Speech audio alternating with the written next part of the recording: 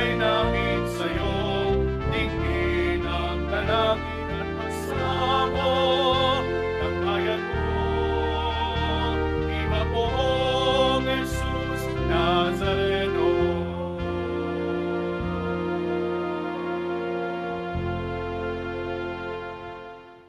Sa ngalan ng Ama at ng Anak at ng Espiritu Santo. Amen. Sumainyo ang Panginoon. At sumaiyo rin. Mga kapatid, aminin natin ang ating mga kasalanan upang tayo'y maging marapat gumanap sa banal na pagdiriwang. Tayo pong lahat, inaamin ko sa makapangyarihang Diyos At sa inyo, mga kapatid, na lubha akong nagkasala sa isip, sa salita at sa gawa, at sa aking pagkukulang.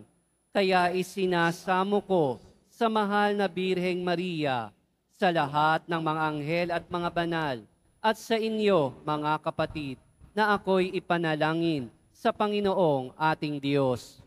Kaawaan tayo ng makapangyarihang Diyos, patawarin tayo sa ating mga kasalanan, at patnubayan tayo sa buhay na walang hanggan. Amen.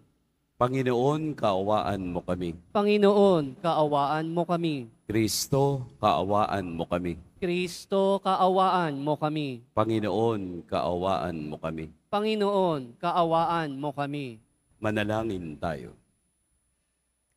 Ama naming makapangyarihan, niloob mong akuin ang iyong anak ang krus at kamatayan upang ang sangkatauhay matubos at mabuhay. Ang pag-ako namin sa krus at kamatayan dito sa lupa, ayon sa diwa ng pagsunod sa iyong loob na ginanap ng iyong anak, ay magpaging dapat nawang aming kamtin ang lubos na katubusan at pagkabuhay sa iyong piling. Sa pamamagitan ni Hesukristo, kasama ng Espiritu Santo, magpa sa walang hanggan. Amen. Maupo muna po ang lahat. Pagbasa mula sa aklat ni Propeta Jeremias. Nang pasimula ng paghahari sa Huda, ni Joaquim na anak ni Hoseas, tumanggap si Jeremias ng pahayag mula sa Panginoon.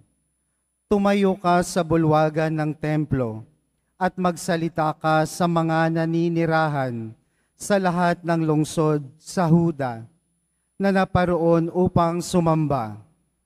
Huwag kang maglilihim ng anuman, baka sakaling sila'y makinig at tumalikod sa kanilang masamang pamumuhay.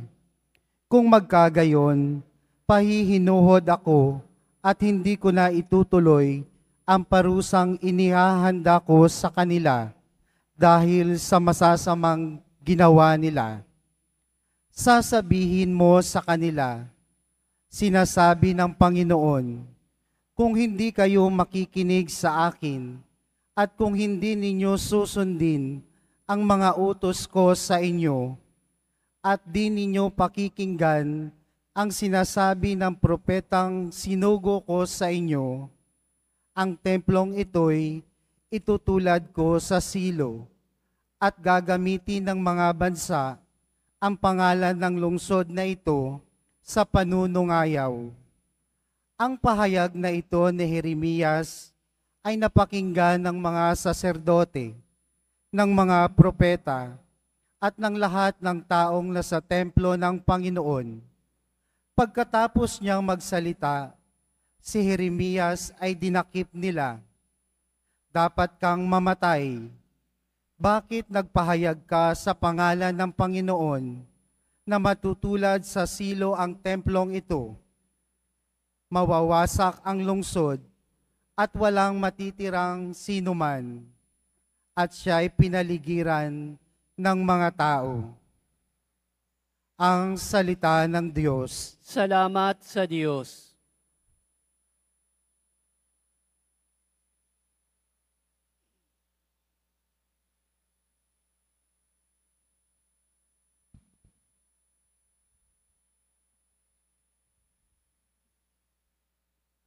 Panginoon, iyong dinggin, akong iyong ginigiliw. Panginoon, iyong dinggin, akong iyong ginigiliw.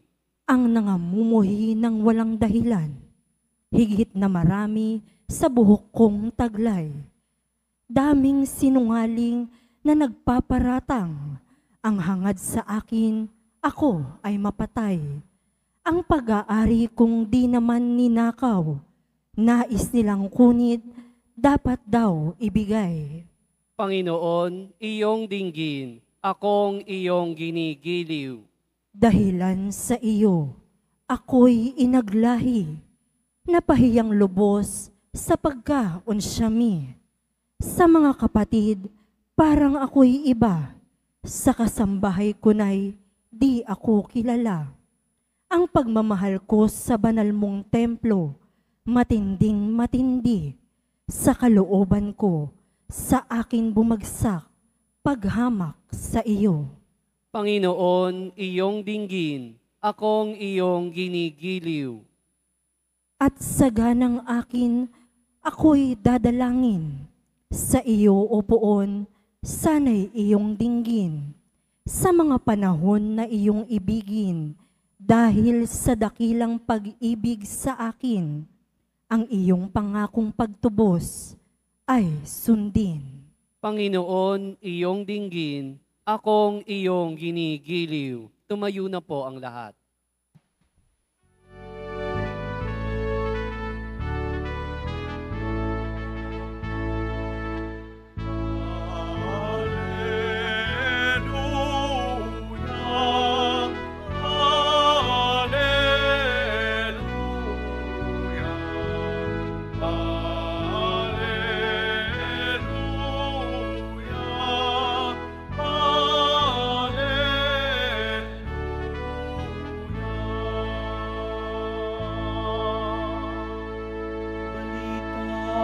Sa inyo ngayon, salita ng Panginoon,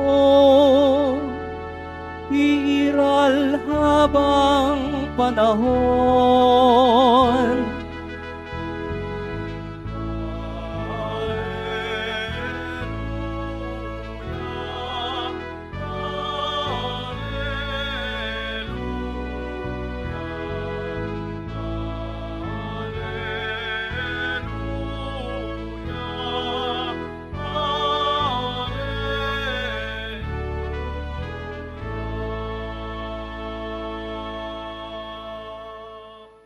Sumainyo ang Panginoon. At sumaiyo rin. Ang mabuting balita ng Panginoon ayon kay San Mateo. Papuri sa iyo, Panginoon.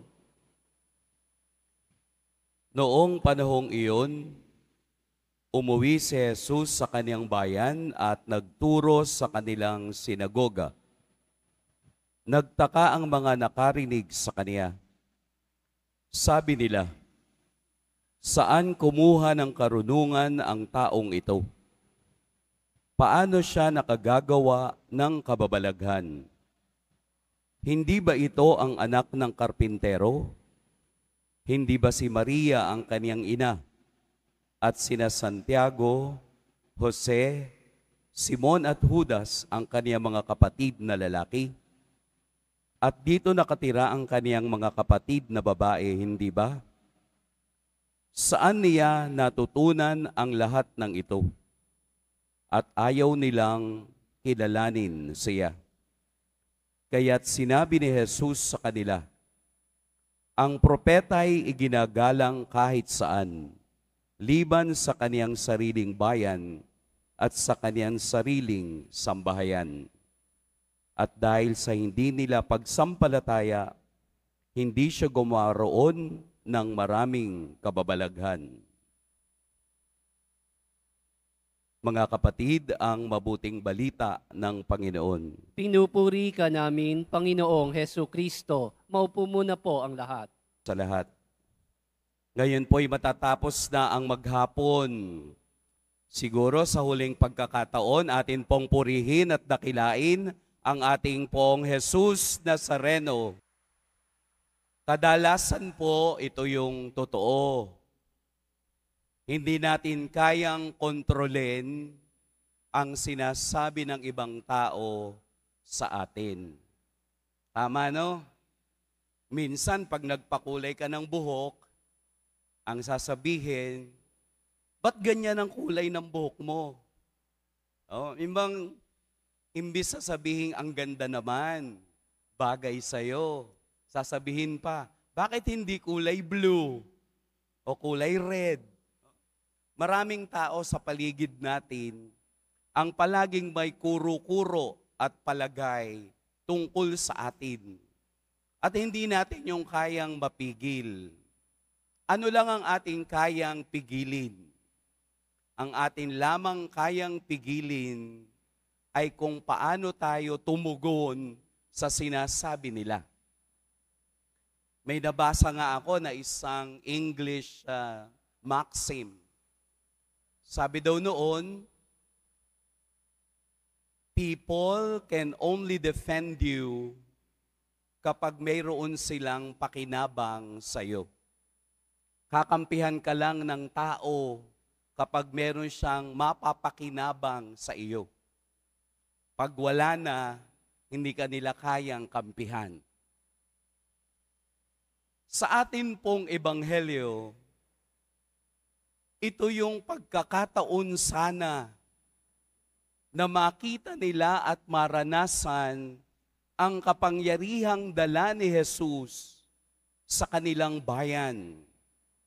Pero mismo ang kaniyang mga kasambahay, mismo ang kaniyang kababayan ay hindi naniwala sa kaniya. Nakalulungkot isipin na ginamit pa ng mga taong galit sa kaniya ang kaniyang family background upang i-question ang kaniyang kapangyarihan. Hindi ba't iyan ay anak ng karpintero? Hindi ba't mga kapatid niyan ay sila? Ibig sabihin pala, talagang ang mga tao, para maging valid yung kanilang sinasabi sa'yo, gagamitin ang family background mo. Para sirain ka, gagamitin ang family background mo.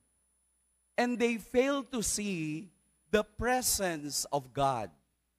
Dahil sa galit at inggit na nakita nila kay Jesus, dahil napakatalino nito, hindi nila alam kung saan galing ang kaniyang karunungan, ginamit nila ang kahinaang kaniyang pinagmulan. Sounds familiar, hindi po ba? Hindi ba't pag tayo'y nagtatagumpay?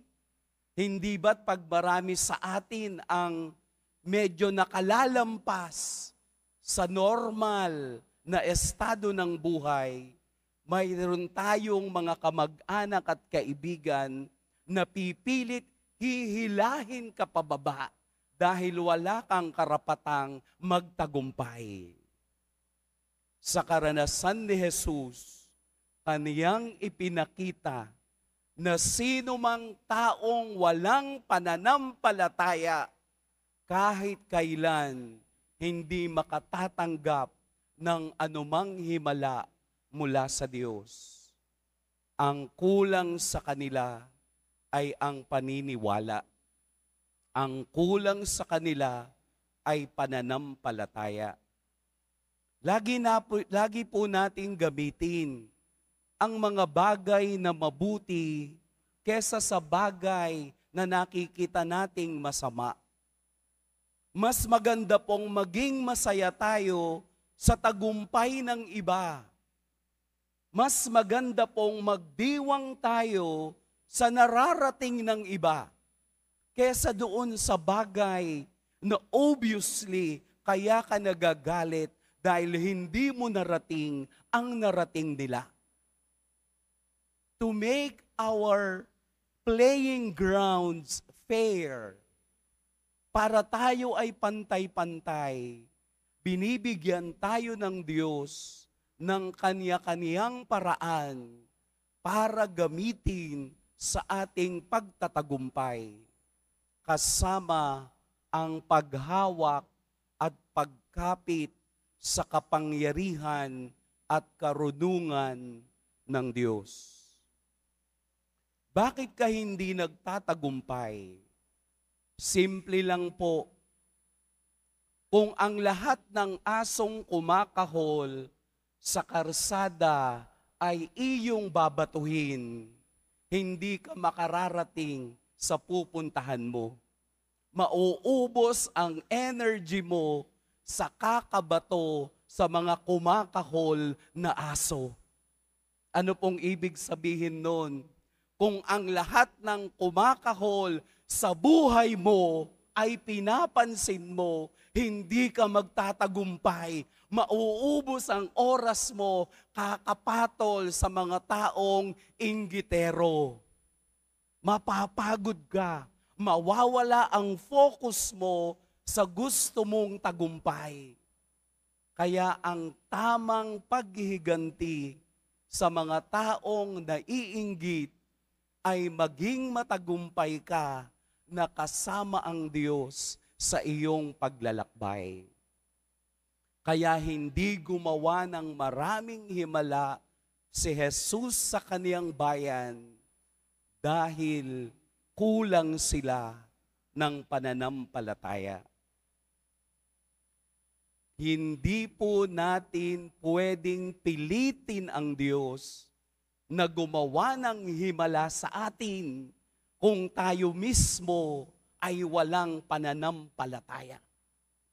We cannot compel God. Hindi natin pwedeng utusan ng Diyos na maghimala sa atin kung tayo walang pananampalataya sa Kanya. We cannot compel our Jesus Nazareno na maghimala ka sa akin kung sa Kanya ay wala kang pananampalataya, kung sa Kanya ay wala kang kakayahang bitbitin ang sarili mong krus at iharap sa Kanya. Ito ang katotohanan ng himala ng Diyos. Pananampalataya, paniniwala, bago ang himala. Sana po, sa pagtulog natin ngayong gabi, bibitawan natin ang bato na hiyahagis natin sa aso. Bagkus, titingin tayo sa tagumpay na kasama ng Diyos hanggang sa dulo, hanggang sa kalangitan. Matulog po kayo ng mahimbing dahil hindi natin kayang kontrolin ang mga taong mapanira, bagkus ipagdasal na sana'y makita rin nila ang kabutihan ng Diyos sa lahat. Pagpalain tayo ng poong may kapal.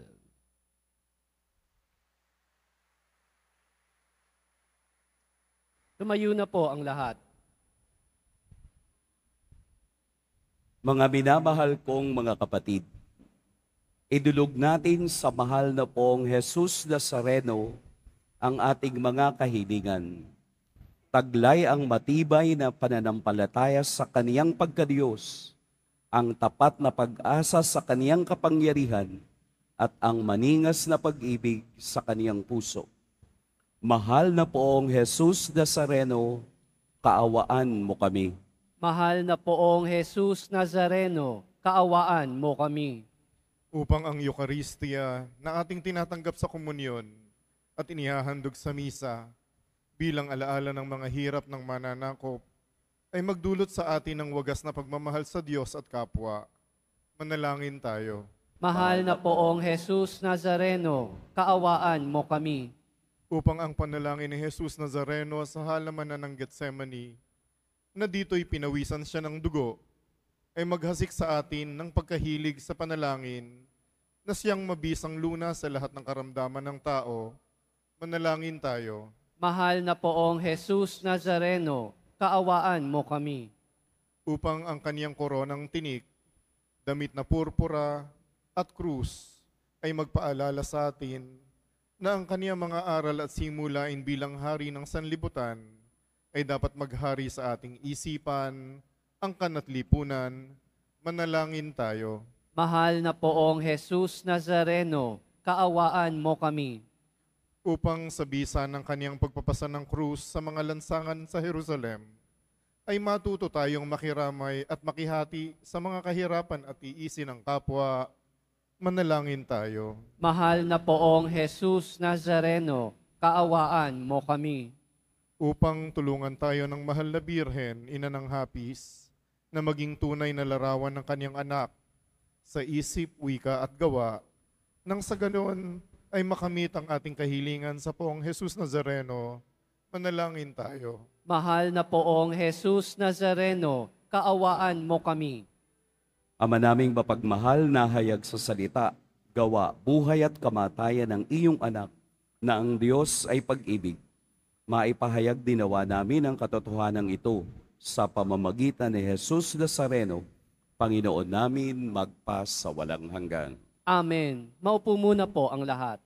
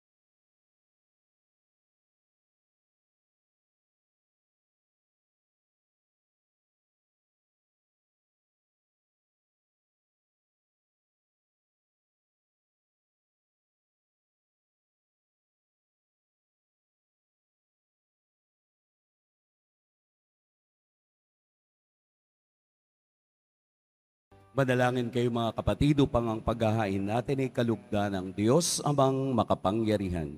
Tanggapin nawa ng Panginoon itong paghahain sa iyong mga kamay, sa kapurihan niya at karangalan, sa ating kapakinabangan at sa buong sambayanan niyang banal.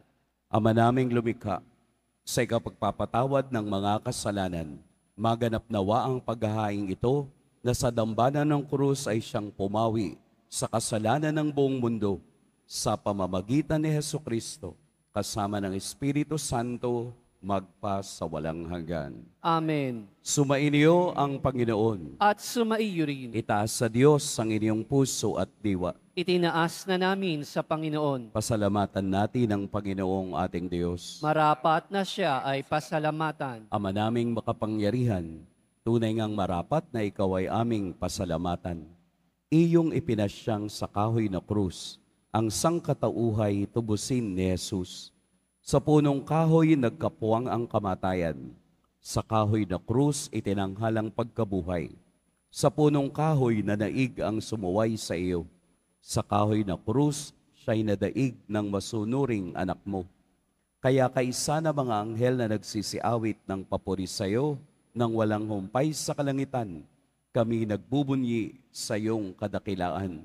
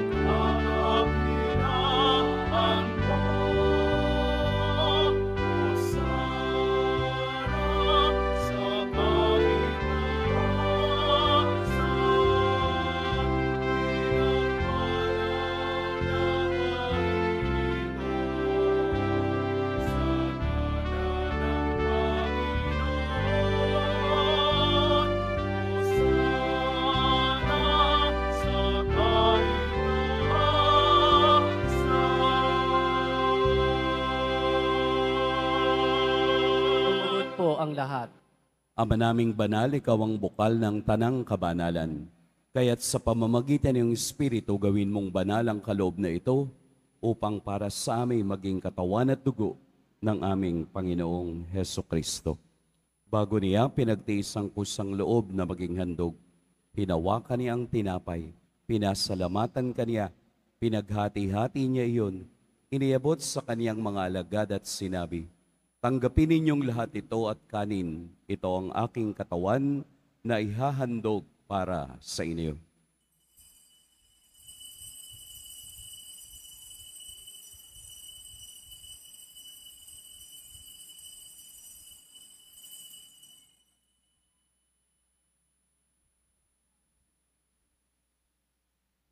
Gayun din naman noong matapos ang hapunan, hinawakan niya ang kalis, muli kaniyang pinasalamatan. Inabot niya ang kalis sa kaniyang mga alagad at sinabi, "Tanggapin ninyong lahat ito at inumin, ito ang kalis ng aking dugo. Nang bago at walang hanggang tipan, ang aking dugo na ibubuhos para sa inyo at para sa lahat, sa ikapagpapatawad ng mga kasalanan. Gawin ninyo ito sa pag-alala sa akin."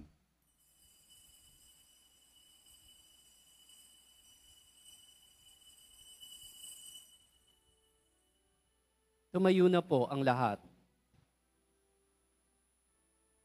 Ipagbunyi natin ang misteryo ng pananampalataya. Si Kristo'y namatay, si Kristo'y nabuhay, si Kristo'y babalik sa wakas ng panahon. Ama, ginagawa namin ngayon ang pag-alala sa pagkamatay at muling pagkabuhay ng iyong anak. Kaya't iniaalay namin sa iyo ang tinapay na nagbibigay buhay at ang kalis na nagkakaloob ng kaligtasan. Kami nagpapasalamat dahil kami iyong minarapat na tumayo sa harap mo para maglingkod sa iyo. Isinasamo namin kaming magsasalo-salo sa katawan at dugo ni Kristo ay mabuklod sa pagkakaisa sa pamamagitan ng Espiritu Santo. Ama, lingapin mo ang iyong simbahang laganap sa buong daigdig. Puspusin mo kami sa pag-ibig kay San Francisco na aming Papa at ni Jose na aming Obispo at ng Tanang Kaparian. Alalahanin mo rin ang mga kapatid naming nahimlay nang may pag-asang sila'y muling mabubuhay, gayon din ang lahat ng mga pumanaw. Kaawaan mo sila at patuloyin sa iyong kaliwanagan. Kaawaan mo at pagintapating kaming lahat na makasalo sa iyong buhay na walang wakas. Kaisa ng mahal na Birheng Maria na ina ng Diyos, ng kabiyak ng puso niyang si San Jose, kaisa ng mga apostol ni San Juan Bautista, at ng lahat ng mga banal na namuhay dito sa daigdig ng kalugod-lugod sa iyo, maipagdiwang nawa namin ang pagpupuri sa ikararangal mo sa pamamagitan ng iyong anak na aming Panginoong Heso Kristo. Sa pamamagitan ni Kristo, kasama niya at sa Kaniya, ang lahat ng parangal at papuri sa iyo, Diyos, Amang makapangyarihan, kasama ng Espiritu Santo, magpa sa walang hanggan.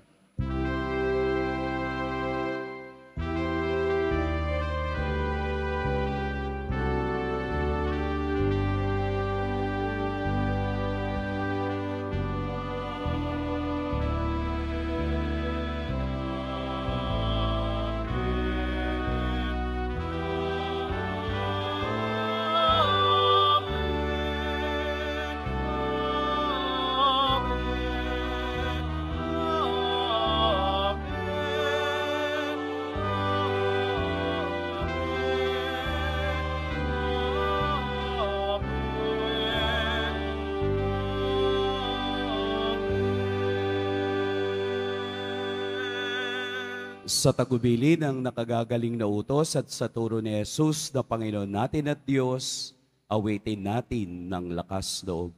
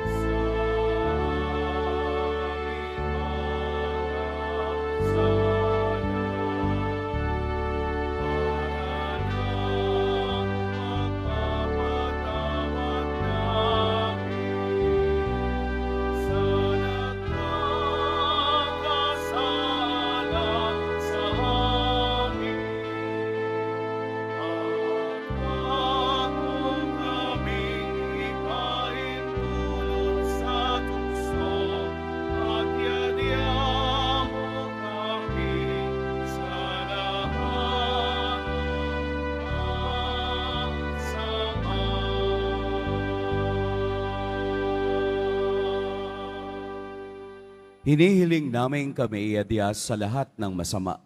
Pagkalooban ng kapayapaan araw-araw, iligtas sa kasalanan at ilayo sa lahat ng kapahamakan. Samantalang aming pinananabikan ang dakilang araw ng pagpapahayag ng tagapagligtas naming si Heso Kristo. Sapagkat iyo ang kaharian at ang kapangyarihan at ang kapurihan magpakailanman. Amen. Panginoong Jesucristo, sinabi mo sa iyong mga apostol, kapayapaan ang iniiwan ko sa inyo, ang aking kapayapaan ang ibinibigay ko sa inyo. Tunghayan mo ang aming pananampalataya at huwag ang aming pagkakasala.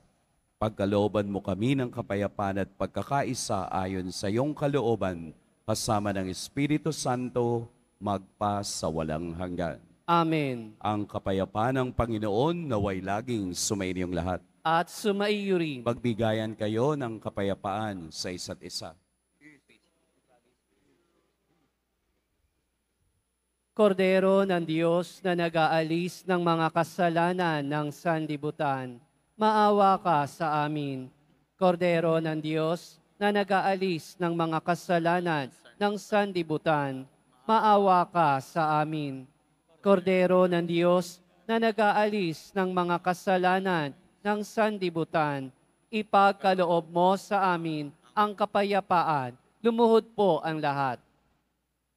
Narito si Jesus, ang Diyos na mapaghimala. Ito ang kordero ng Diyos. Ito ang nag-aalis sa mga kasalanan ng sanlibutan. Mapapalad ang inaanyayahan sa kaniyang piging. Panginoon, hindi ako karapat-dapat na magpatuloy sa iyo, ngunit sa isang salita mo lamang ay gagaling na ako.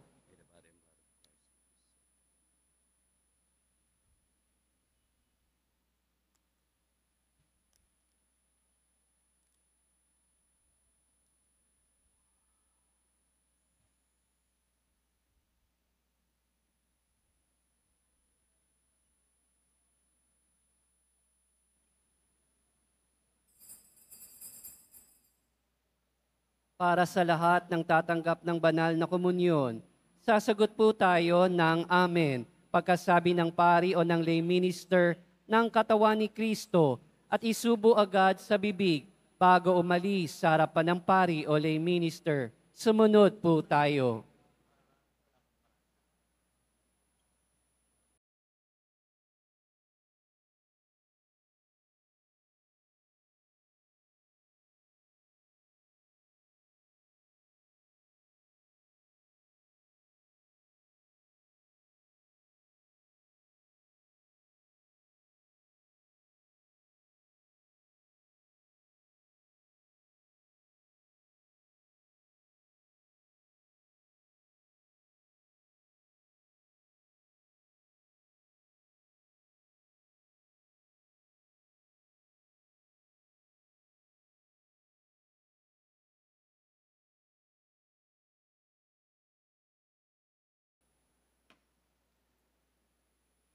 Manalangin tayo.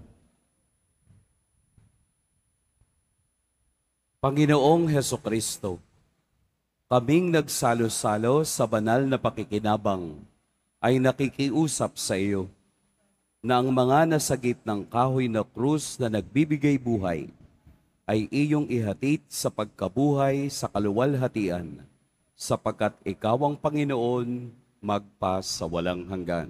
Amen. Sumainyo ang Panginoon. At sumaiyo rin. Yumuko kayo para sa pagbabasbas. Mahal na poong Jesus Nazareno, inihayag mo sa pamamagitan ng krus ang walang maliw na pag-ibig ng Diyos sa sangkatauhan. Pakinggan mo po ang kahilingan ng iyong angkan na nagsusumamo sa iyo. Makamtanawa nila ang iyong katugunan at tanggapin ang kasagutan na may utang na loob na tinatanaw. Basbasan din po ninyo ang mga daladala nilang mga imahen at dasalan.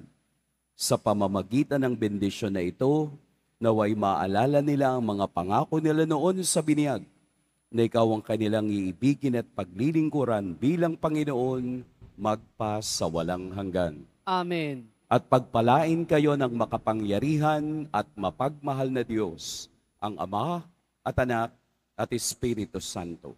Amen. Tapos na ang ating pagdiriwang, pumayo kayong taglayang kapayapaan ng Poong Jesus Nazareno. Salamat sa Diyos.